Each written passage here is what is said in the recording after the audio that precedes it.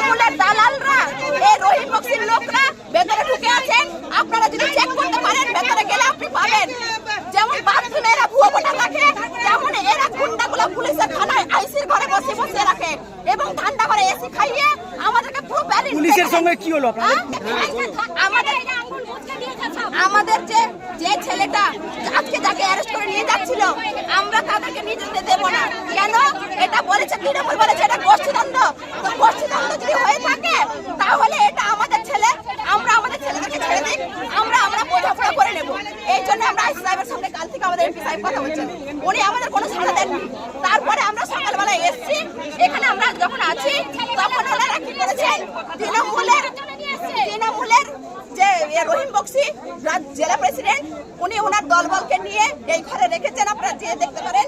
আর ওই লোকগুলোই পুলিশকে সরিয়ে আমাদেরকে জোর করে এইভাবে করে হাত ধরে মুচড়ে মহিলা পুলিশদের থেকে সরিয়ে তোমরা সরো সরো।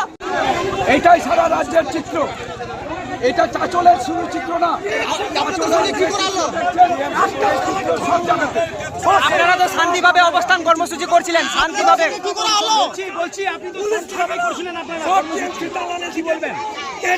শান্তিভাবে কর্মসূচি করছিলেন।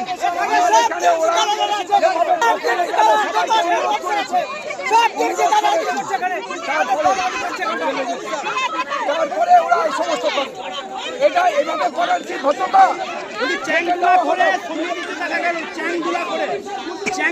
আমাদের একজন আবার অসুস্থ হয়েছে, আর একজন অসুস্থ হয়েছে, আর একজন কার্যকর্তা অসুস্থ হয়েছে।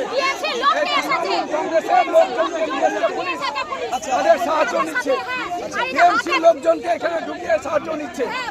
এখানে যেভাবে উনি বললেন, পুলিশ বললো একটু অনুরোধ করতে, অনুরোধ করে গাড়িটা বের করে দেওয়া হলো আসামিদের গাড়ি। তারপরে ওরা গেট বন্ধ করছে, মানে গেটের বাইরে করে দিবে। কেন? কি চাইছে পুলিশ? কি চাইছে আসলে? পুলিশ